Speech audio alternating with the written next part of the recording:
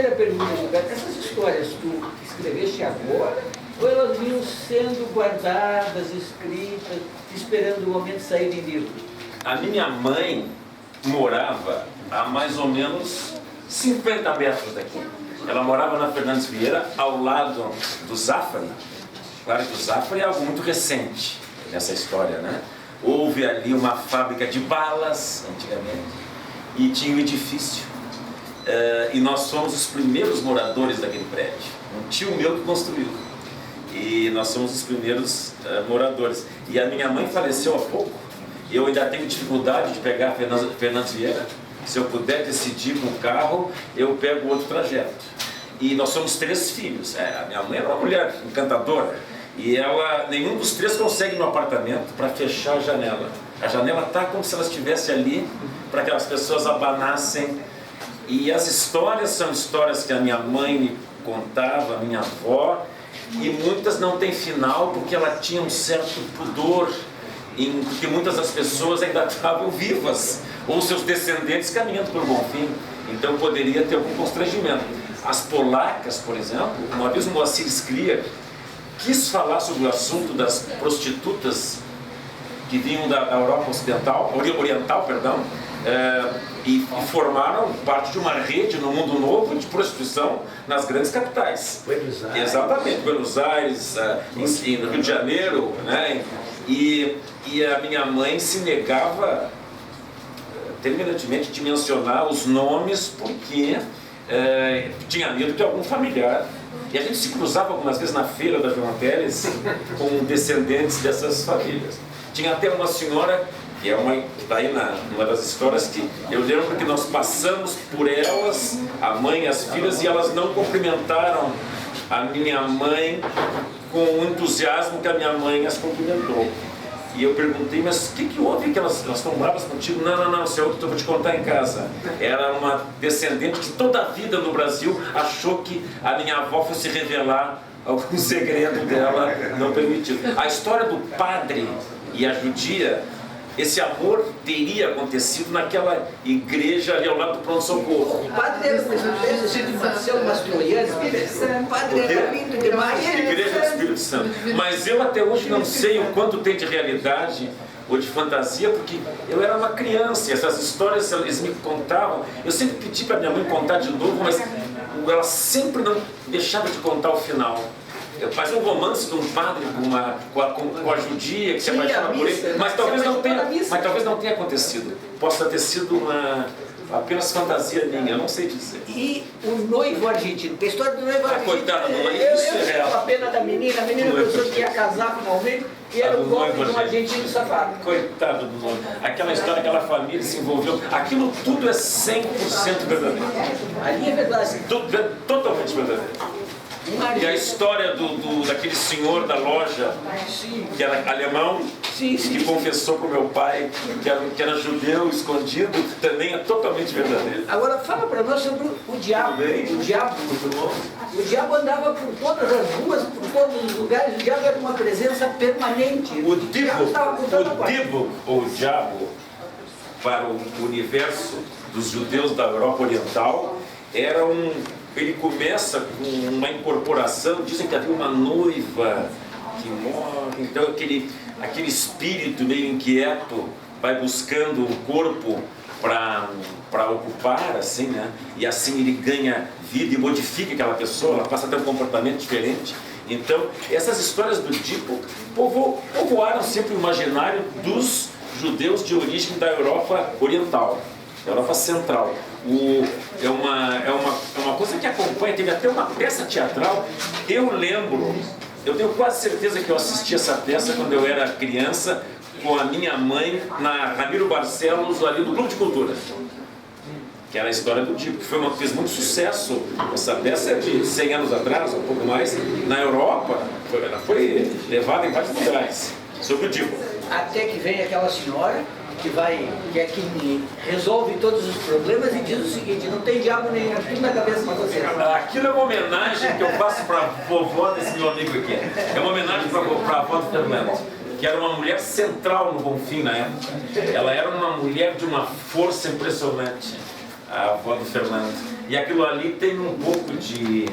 Claro que tem fantasia, né? Porque eu adoro uma coisa que possa ter uma explicação além da explicação natural da realidade. Tem que ter, assim, um pouco de magia. Senão não tem graça. E aí vai misturando algumas doses de verdade, de histórias lembradas. Isso mesmo. Muita fantasia. Isso mesmo. E vai contando. E vou contando, é isso mesmo. São histórias que elas me comovem, por isso que eu acabei escrevendo. O que eu gostaria é que as pessoas, ao lerem, pegassem um pouco daquela emoção que tem ali, né? Tem muita generosidade, tem tristeza, tem aquelas dores da vida. Eu acho bom. Eu estava vendo ali, ó, Crime e Castigo, Ana Karenina, a dor da existência, né? Isso aparece em qualquer livro, né?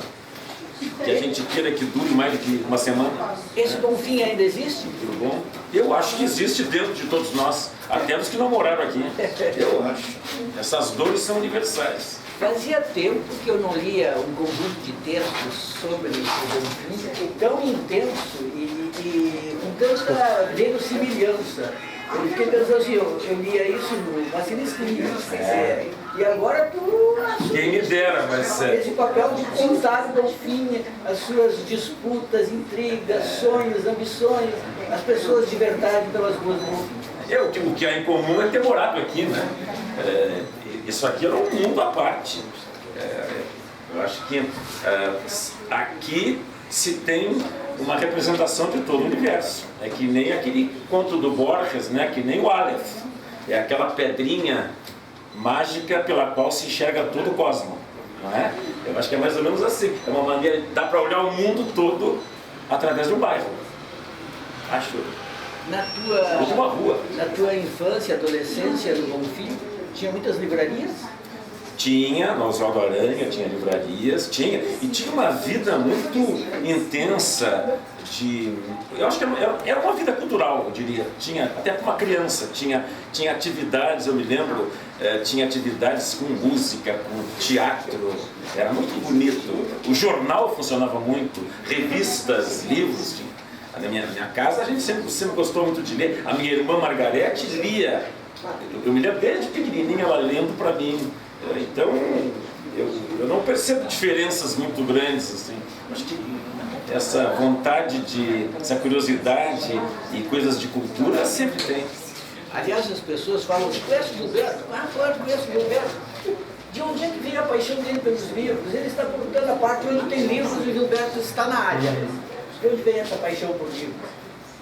Acho que é da minha mãe, sendo bem justo. É da Dona Maria, né? E a minha mãe declamava, Zé, nos aniversários dos filhos, olha que interessante isso, sabe? Nos aniversários nossos, chegava uma hora, para começar que ela de manhã cedo ia para a máquina de costura, que ela tinha só para isso, e fazia roupinhas para todas as garrafas de Guaraná. Roupinhas, com o menino, menina, o pai, a mãe. E aí tinha um horário nas festas que ela botava com o meu pai um lençol na sala e tinha uma hora de arte. E cada um fazia uma apresentação. A minha mãe declamava, ela e meu pai dançavam às vezes. E nós tocávamos, na época eu tocava gaita, não tinha vergonha, mas cada um tocava uma música. E os meus primos, que às vezes talvez não tivessem o talento musical, para não serem humilhados, a minha mãe montava uma pequena peça teatral com eles, cada um dizia uma frase. Então todo mundo tinha seu momento de luz. Eu achava tão bonito aquilo. Então, a tua avó teve uma influência enorme sobre a tua maneira de pensar, as histórias que tu conta. Volta e meia. A minha avó veio da Lituânia, jovenzinha para cá, casou, né? E ela ela lia em português e se expressava muito bem. Duas vezes ela recebeu uma homenagem da Biblioteca Pública por tirar livros. Retirar livros, é interessante. Era uma pessoa muito atenta. E ela sempre foi muito, muito inteligente. Tinha uma história que ela se tornou uma heroína na família dela, isso na Lituânia, que na época havia o grande drama, eram os cossacos, eram os pogroms, as perseguições aos judeus. Eles chegavam nas propriedades e roubavam, agrediam, violentavam as moças. Então eles tinham uma pequena fazenda E ela tinha 13 anos, mas os cossacos eram muito ignorantes. Então essa era a vantagem que a minha avó percebeu. Aí eles chegam na propriedade, todo mundo sai correndo, os empregados, todo mundo se esconder. E aí quando eles chegam, ela era criada pelos avós, a minha avó pega e diz para eles: sejam bem-vindos, vai ter comida e bebida para todos. E eles ficam assim, vão descendo dos cavalos. E ela diz assim: só cuidem para não entrar muito na casa, que meu avô está com tifo. Quando ela falou tifo, eles começaram: tifo, e saíram todo mundo correndo. Ou seja, e ela virou uma heroína, porque ela salvou todo mundo usando da ignorância, o que se faz até hoje com o povo, né? Usar da ignorância para benefícios. E a tua avó era uma contadora de histórias? Era.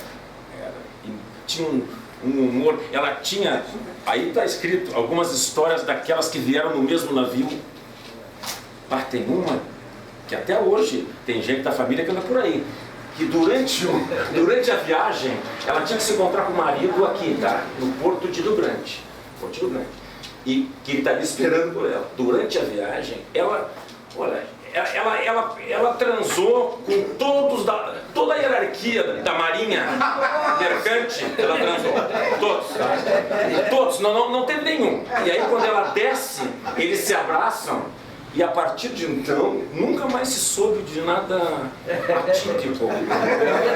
Só que ela passava, às vezes, pela minha mãe, e a minha mãe... Não, pela minha avó, perdão, com as filhas. E minha mãe contava que havia uma certa dificuldade. Elas ficavam com uma expectativa de que... Mas a minha avó nunca contou os nomes, né? Nem a história do padre, da Judia e o padre, eu não sei o nome do padre e da Judia. Tu insistias ali. Mas eu insisti, eu quase implorei para minha mãe, à beira do seu leito de morte, porque a minha mãe decidiu que morreria em casa, aos 100 anos.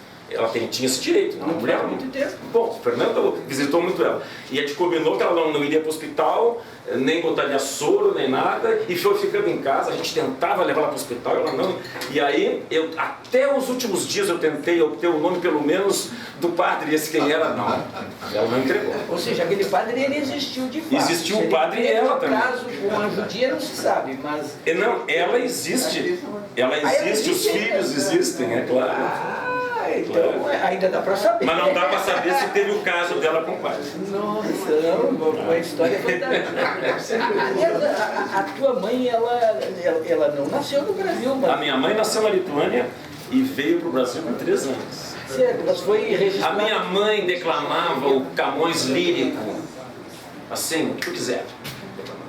Impressionante, sabe? Tu tens essa memória? Mas ela declamava nos aniversários. Ah, o amor, esse não sei o que vem não sei de onde e que dói não sei porquê. Tudo isso é minha mãe que declamava em casa. As histórias que tu contas são fantásticas, porque muitas a gente percebe assim rapidamente a realidade. Por exemplo, a Leonor está aqui hoje. A história que tu contas de uma primeira edição rara que tu compraste hoje, tu tens uma das coleções mais importantes do país, exposição da Academia Brasileira de Letras e tudo mais.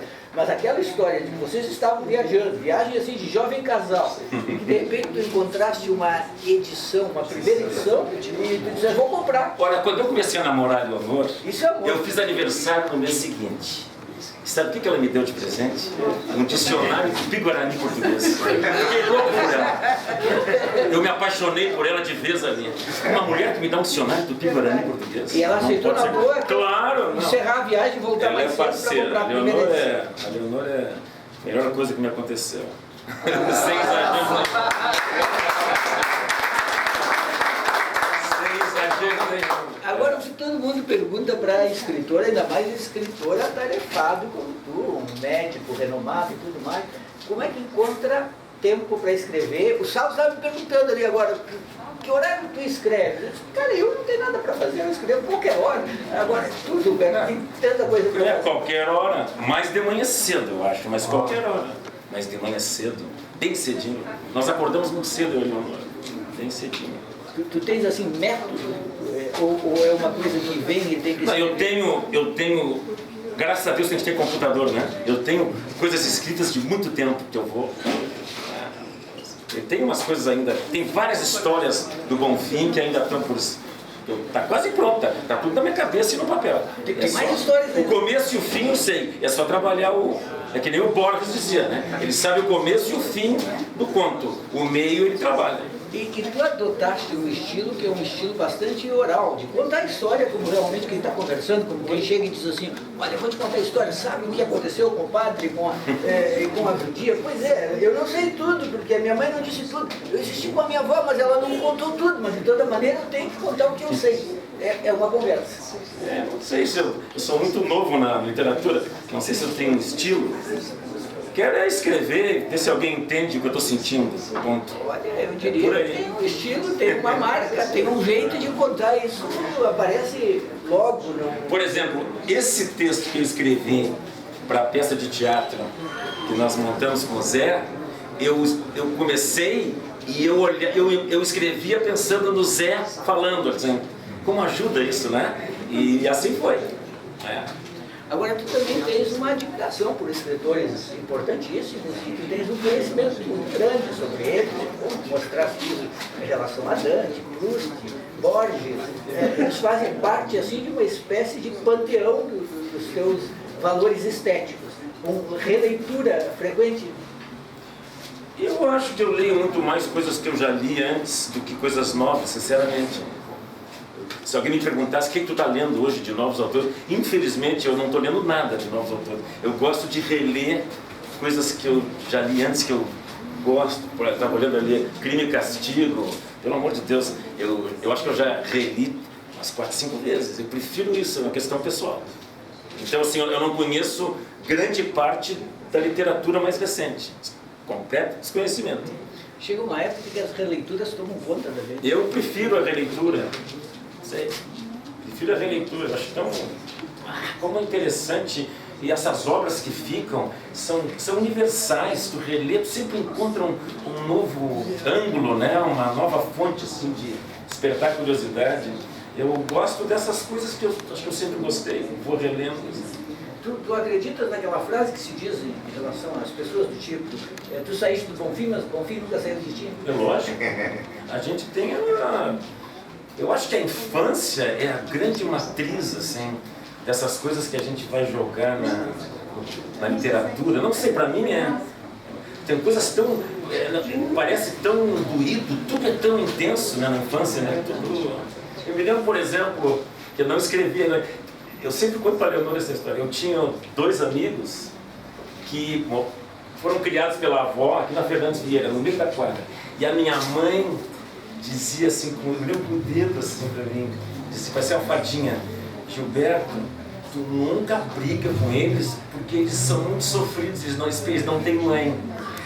Isso está dentro da cabeça toda a vida. Porque é uma coisa que me emociona, eu estou falando agora, me emociona de novo. Que coisa bonita a mãe da gente dizer, olha, tu cuida para não machucar eles, que eles já sofreram o suficiente. É mais ou menos a tradução da frase, entende? Então, são coisas que ficam, né? Eu acho que a gente vai com o tempo imaginando e vai vivendo e aquilo parece que assume uma outra dimensão. Eu acho que para mim, a minha infância talvez é uma fonte legal para escrever coisas assim. Eu estou começando, né? Quem sou eu para falar em escrever, mas eu imagino que as coisas que estão para ser feitas são baseadas em coisas da infância, a maioria. Mas quando estás começando, já tem quantos livros publicados? Tem vários, tem. Eu me lembro de ter feito uma entrevista contigo há muitos anos na UniTV, na TV universitária de Porto Alegre. Eu tinha um programa lá, eu fiz uma entrevista contigo sobre um livro de crônicas. Isso faz uns... eram crônicas da minha vida médica. Exato, mas isso faz muito mais de 10 anos. Mas todas elas podiam ser histórias contadas com elementos que não eram daquele período. Por exemplo, eu me lembro de uma história que eu conto ali, que é de uma pessoa, um colega de aula que eu mal conhecia, estava no colega no primeiro ano, e que eu cruzo com ele na Redenção de manhã, eu indo para a faculdade e ele no sentido contrário, 7h30 da manhã, que eu vinha pela Redenção caminhando e ia para a faculdade. E aquilo me causou uma certa estranheza, assim. E aí, no mesmo dia, eu fico sabendo que ele tinha se matado. E aí eu fiquei, puxa, aí eu comecei assim, o que ele estava fazendo indo no sentido contrário? Como é que eu não vi? Como é que eu não me dei conta e não agarrei ele? Não, vai para o lado de cá, que esse é o lado. O que ele estava fazendo no sentido oposto, assim? Então, eu acho que são, no fundo, A matéria-prima é a tristeza, a saudade, o amor, a dor, as decepções, as alegrias, o resto é papo. Isso fica para sempre. E tu vinhas guardando essa vontade. Sim. Agora eu vou escrever continuamente. Eu estou com mais tempo, porque eu estou mais organizado profissionalmente. Me aposentei como professor da faculdade, tenho meus pacientes na minha clínica, mas eu tenho muita gente ajudando. Eu tenho tempo sobrando. Se me arrumar um outro serviço, eu toco. Tem tempo sobrando. Sim. E essas histórias ficaram lá guardadas, esperando a hora de sair. Olha, não estão na cabeça, estão no corpo. É como qualquer um de vocês. A gente tem as histórias da gente dentro da... Tu te permites também brincar bastante com personagens reais. Às vezes eu olho ali, me lembro de uma personagem do outro livro, que era uma professora, crítica literária, tu muda o nome um pouquinho, mas vai lá e fala. Não, tem uma professora que para mim marcou a minha vida, que era a Dona Giselda. A Dona Giselda, no colégio, notou que eu gostava de literatura e ela me disse uma coisa muito interessante. Ela disse para mim ler... Olha aqui, tu tem que ler a Divina Comédia, enfrenta, vai agora porque cada vez vai ser mais difícil de ler, é um livro muito complexo, mas compra uma edição, olha que bonito que ela disse, que tenha uma coluna em italiano, no original, e outra em português, e tu vai olhando cada história. Lê primeiro em italiano, eu disse, mas eu não sei ler italiano, não sei italiano, não, poesia é música. Lê para tu ver a música do idioma e depois tu vê a tradução. E sabe que eu fui comprar lá na Rua da Praia, na Globo, essa edição, e a guria que vendia me disse assim, ó, o meu pai tem um sebo, outra história. Lá no fim da Rua da Praia, eu vou te vender mais 4, 5 edições da Divina Comédia, pelo preço que tu tá pagando essa. E aí eu comecei a minha coleção sobre a Divina Comédia. Tem um monte. Oi, tudo bom? Que maravilha. Gilberto, tá ficando. Olha, a chuva ajudou a ficar mais íntimo o encontro. Você tem dedicado parte do teu tempo também a revitalizar algumas instituições culturais importantes do Brasil, como a Biblioteca Pública. A Biblioteca Pública era um belo prédio, mais ou menos assim. A Biblioteca Pública era um prédio que estava lá, bonito, esquecido. Tu assumiste lá a presidência da Associação dos Amigos da Biblioteca, e a biblioteca voltou a ser um centro cultural pulsante da cidade. Isso te veio assim espontaneamente. Mas ali a turma é boa, né? Tem o Alcides, o Salos, tá ali o Salos, tem o Paulo Amaral, né? Tem muita gente boa, o Fabiano Saraiva, a Letícia Mota, é uma diretoria fantástica. Então, aquilo ali é um trabalho de grupo. E sabe o que nos entusiasmou ali na Biblioteca Pública? Porque quando a gente foi ter a primeira reunião, na entrada era uma pintura cinza, não sei se vocês lembram, meia triste, e tinha uma parte que descascou, que a gente olhava por aquele buraquinho e parecia que estava olhando Pompeia, porque eram umas cores lindas. Então nós fomos estudar o que estava acontecendo, por que era tão feia aquela pintura, e aquele buraco nos levava para um mundo inimaginável de beleza. E aí era uma época se resolveu pintar de uma cor neutra para não atrapalhar o leitor. Cada época tem as suas, né? Uma pessoa muito importante até que tomou essa decisão em pintar tudo de cinza. E nós resolvemos aí descascar um pouco mais. Cada um que chegava da diretoria arrancava um pedacinho, mas não era para botar para ninguém. Aí ficou um buraco maior e a gente viu realmente Pompeia. Eram afrescos lindos. Aí conseguimos uma autorização para descascar tudo. E hoje, quando vocês entrarem lá na Biblioteca Pública, é uma coisa maravilhosa aquele hall de entrada, né? Então isso é uma contribuição do grupo. Tem o Paulo Amaral, que sabe tudo de... Mas que tem um papel fundamental. Tá, junto também. Concordo, mas é um grupo. Pessoal, então, o Gilberto daqui a pouco tem esse compromisso e agora está cheio de gente, temos que organizar essa sessão de autógrafo. Queria dizer para vocês que eu li o livro 2 vezes. Hoje eu li vários contos de novo de manhã e são deliciosos. São realmente deliciosos, os personagens são muito vivos, a gente vê os personagens caminhando pelo bondinho, as fofocas, as disputas, as intrigas, o que tem de intriga, os sonhos, as meninas que sonham em se casar e não conseguem, o casamento não sabe que aparece. isso, tu vê como a gente sempre copia, isso que tu disseste agora é um pedaço de uma poesia do Fernando Pessoa, o Mar Salgado. Né? Isso que tu disseste agora. Não é verdade, José? Sim. Essa frase que ele usou agora. Então, ninguém é original. A gente... Aliás, eu devia ter combinado com o Zé Adão para ele ler aqui O Zé agora seria maravilhoso se ele uma das um pedaços de uma... Eu, de minha parte, recomendo o livro para todo mundo, porque é muito interessante. A gente ri pra caramba. Na história da menina ali que queria casar e não conseguiu coitadinha, casar, né? tomou um golpe de um argentino muito esperto, levou o dinheiro. O pai dela e dos amigos, todo mundo contribuiu. Eu ali me emocionei, porque a descrição da menina é terrível, né? Não, e a mãe tentando consolar. Consolada, a senhora, eu também fui feia. E tá.